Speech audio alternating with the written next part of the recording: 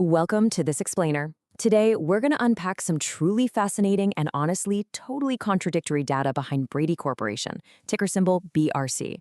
This is a stock that literally has Wall Street completely divided. On one hand, you've got phenomenal financial health and these hidden growth catalysts. But on the other, glaring corporate risks and some seriously stretched valuations. So we're going to look closely at 7 red flags and 7 green flags that the financial media is largely ignoring, and we'll rely purely on the hard data to uncover the real story. Right off the bat, let's dive into this massive paradox. Just ask yourself, how in the world can a company with incredible gross margins, we're talking over 50%, and record earnings, completely and utterly fail a legendary growth investors framework? Seriously, they get a flat 0% score from Peter Lynch's model. It's a huge contradiction, and it perfectly sets the stage for our deep dive today into a business that just completely defies simple categorization. To get to the bottom of this, our explainer today will cover exactly what you see on the agenda. We'll start with the paradox, move into 7 green flags, flip over to 7 red flags, jump into a guru framework face-off, and finish up with how your investing philosophy decides the outcome. Okay, starting with section 1, the paradox, or what I like to call a high-stakes financial tug-of-war. So for a little context, Brady Corporation is a global manufacturer of industrial identification and workplace safety products. Things like safety signs, floor marking tapes, labeling systems, and lockout devices. They're currently trading between $88 and $94 with a market cap sitting right around $4.25 to $4.46 billion. Now, it sounds like a very traditional, highly predictable industrial manufacturer, right? But beneath that traditional model, there's actually a massive hidden catalyst right now. They are seeing a 19% growth in their wire identification sales across the Americas and Asia. And what's driving this sudden surge? Well, it's driven directly by AI data center demand. Data center integrators are basically operating at virtual capacity limits to build out infrastructure, and Brady's new portable thermal printers are selling 50% above their internal launch projections. It's a brilliant razor and blade model, really. Hardware placements in these data centers essentially guarantee recurring revenue from their high-margin consumables down the line. Let's move to section 2, 7 powerful green flags. This is the bull case. And honestly, Brady just posted a record quarter that proves they are a true financial powerhouse. We're talking about a record Q3 adjusted earnings per share of $1.50, which was an 11.5% beat over Wall Street estimates. Revenue rose 13.8% year over year. On top of that, they've actually structurally raised their full-year EPS guidance to a range of $5.20 to $5.30. But you know what? The standout metric you really need to care about here is that gross margin. It improved to 51.8%. When a traditional industrial manufacturer pushes their gross margins past 50%, it signals that they are selling mission-critical, highly engineered solutions, not just commoditized hardware. In fact, according to Guru Focus, that 51.8% margin strongly indicates a durable competitive advantage. Beyond the AI demand, the bullish momentum just keeps going when you look at their capital management. We already touched on the data center demand boosting sales, but take a look at their balance sheet.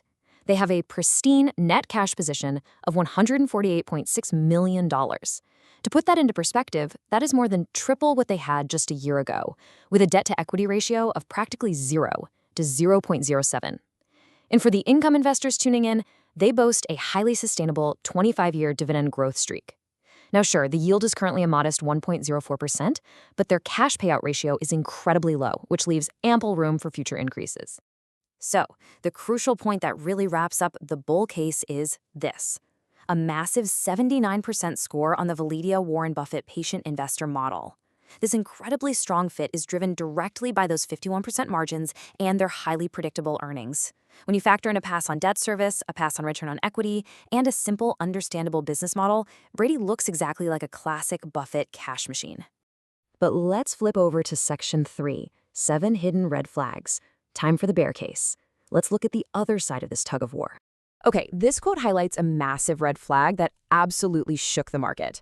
Awful. That is a direct quote from outgoing CEO Russell Schuller regarding the optics of his own sudden retirement. Just weeks after posting what he called a fantastic quarter and raising their guidance, Schuller resigned effective immediately.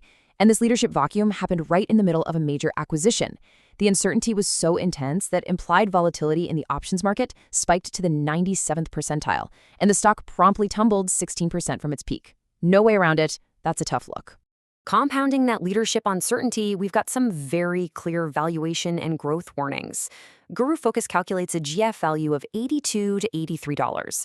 That means the stock, which has been trading in the low to mid 90s, screens as modestly overvalued by about 13.8%. On top of that, there are 5 separate Guru Focus warning signs flashing right now, most notably that their trailing PE ratio of over 21 is sitting right near a 5-year high. And while that AI wire ID business is booming, analysts are quick to point out waning demand and slow organic growth over in Brady's core European manufacturing markets. We also have to impartially report on the structural corporate risks that the market is trying to digest right now. Brady recently agreed to acquire Honeywell's productivity solutions and services business for a staggering $1.4 billion. Now, while this does more than double their addressable market, it also brings enormous integration complexity, increased leverage, and permanent financing risks. And add this to the mix: significant insider selling.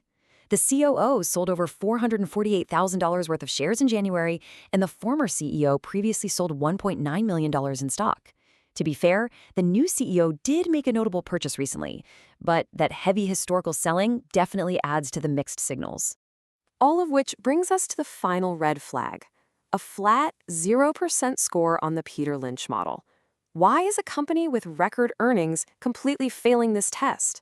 Well, it's because their PEG ratio of 1.53 is way above Lynch's preferred 1.0 threshold. Plus, their EPS growth of 12.3% and pretty low revenue growth of 7.2% completely fail his growth at a reasonable price, or GARP, criteria. The underlying business quality is absolutely there, but the growth velocity is just simply too low to justify the current price tag.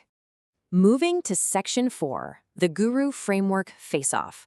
Let's synthesize all this data and filter these 14 flags through some legendary investing frameworks. Consolidating this data across 4 distinct philosophies really reveals a split decision. First off, the moat is narrow but real. Those 51.8% margins show a durable advantage, but the 5 warning signs keep it from being considered wide. The Benjamin Graham framework is a mixed bag, scoring 57%. It fails Graham's absolute valuation rules because the PE of 21 and the price to book of 3.1 are just too high, but it passes his defensive balance sheet and dividend tests with flying colors. As we just discussed, Peter Lynch gives it a 0% failing grade because the growth is too slow for the price. Yet Warren Buffett's model awards it a very strong 79% because he sees a highly predictable cash machine with fantastic margins and virtually no debt. And ultimately, that right there is the core paradox of Brady Corporation. On one side, Warren Buffett says buy because of the undeniable quality, the margins, and the pristine balance sheet. But on the flip side, Peter Lynch says sell, or at least pass, because the growth is just too low for the current price. It is quite literally a high-quality, Buffett-style business that is currently trading at a very Lynch-unfriendly price. Finally, Section 5, your investing philosophy decides. Let's get to the final verdict. At the end of the day, deciding what to do with BRC isn't about figuring out who is mathematically right. It really comes down to your personal strategy, your time horizon, and how much margin of safety you require as an investor to actually sleep well at night. So, I'll leave you with this critical question to end our explainer today. Are you buying BRC for its durable competitive advantage and that AI-driven growth right now, or are you going to hold out for a better entry point, maybe waiting for a pullback below $80? If you're a Buffett-style investor, Brady absolutely deserves serious consideration today. But if you demand growth at a reasonable price, you might want to watch from the sidelines to offset the risks of that CEO transition and the massive Honeywell integration. Thank you so much for joining me for this deep dive. If you found this structured explainer helpful, please hit that like button, comment your final verdict on BRC down below, and make sure to subscribe for more deep dives. See you next time.